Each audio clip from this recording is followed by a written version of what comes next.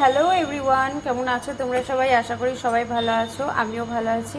তো এই দেখো আমি এখানে খয়রা মাছ নিয়ে এসেছি আজকে বাজার থেকে তন্ময়। তো এইবার এই মাছগুলোকে আমি খুব ভালো করে ধুয়ে নুন হলুদটা মাখিয়ে নিচ্ছি। আর ওদিকে আমার কড়াইটাও গরম হয়ে গেছে, তেলও দিয়ে দিচ্ছি, তেলটাও গরম হয়ে গেছে। তো চলো, এই যে আমার তেলটাও দেখো গরম হয়ে গেছে, সুন্দর করে ধোয়া উঠছে। এবারে তেলে মাছগুলোকে ছেড়ে দিই। তো আজকে আমার রেসিপি হচ্ছে খয়রা মাছের ঝাল বা খয়রা মাছের সর্ষে পোস্ত। তো এই দেখো এখানে আমি মশলাটাও করে নিয়েছি। এই মশলাটার মধ্যে আমি দিয়েছি কাঁচা লঙ্কা, চারমগজ, কাজু বাদাম আর সর্ষে আর পোস্ত দিয়ে আমি খুব ভালো করে মশলাটাকে বেটে নিয়েছি।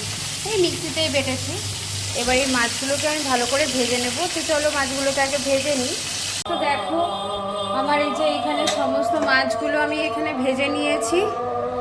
আর এই যে কড়াইতে তেলও গরম হয়ে গেছে। এরপর আমি দিয়ে দিচ্ছি শুকনো লঙ্কা আর কালো জিরে ফোড়নে। তো দেখো এখানে আমার ফোড়নটা খুব ভালো করে ভাজা হয়ে গেছে।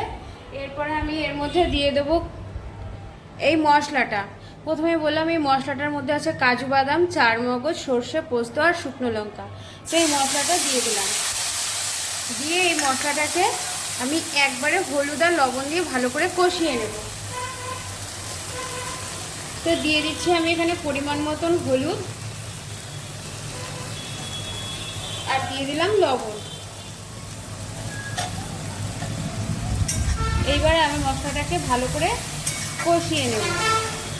তো আমি মশলাটাকে আগে কষিয়ে নিই।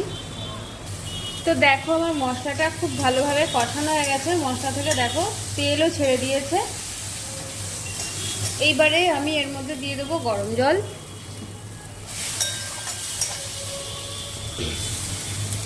আমার কাছে কাজু বাদাম আর যেহেতু চারমগজ অ্যাভেলেবেল ছিল, সেই জন্য আমি এখানে চারমগজ আর কাজু বাদামটা দিয়েছি। তোমাদের কাছে না থাকলে তোমরা প্লেন ওই সর্ষে আর পোস্ত দিয়েও করতে পারো।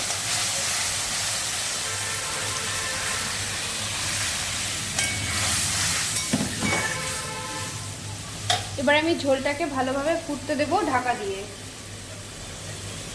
তো ঝোলটা প্রথমে ভালো করে ফুটে যাক। যেহেতু আমি ঝাল করব, খুব একটা ঝোল আমি রাখবো না, সেহেতু ভালো করে আগে ঝোলটা ফুটুক, তারপরে আমি দিয়ে দেবো মাছগুলো। তো দেখো আমার ঝোলটা খুব ভালোভাবে ফুটে গেছে। আমি ঢাকনাটা খুলে দিয়েছি। এরপরে দিয়ে দেবো এই যে ভেজে রাখা মাছগুলো।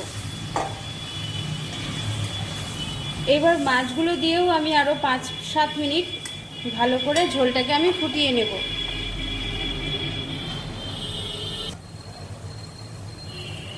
তো দেখো আমার মাছগুলো একদম রেডি হয়ে গেছে রান্না।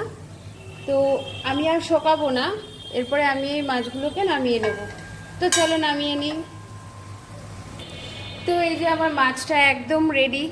এরকমভাবে তোমরা একবার বাড়িতে বানিয়ে অবশ্যই ট্রাই করে দেখবে, আর আমাকে কমেন্টে জানাবে যে তোমাদের এই মাছের রেসিপিটা কেমন লাগলো। ভালো লাগলে লাইক, শেয়ার, কমেন্ট তো অবশ্যই করবে। ফেসবুক থেকে যারা দেখবে আমার চ্যানেলটাকে প্লিজ ফলো করে দিও, আর যারা ইউটিউব থেকে দেখবে আমার চ্যানেলটাকে সাবস্ক্রাইব করে দিও। তো ঠিক আছে, আজকের মতন টাটা।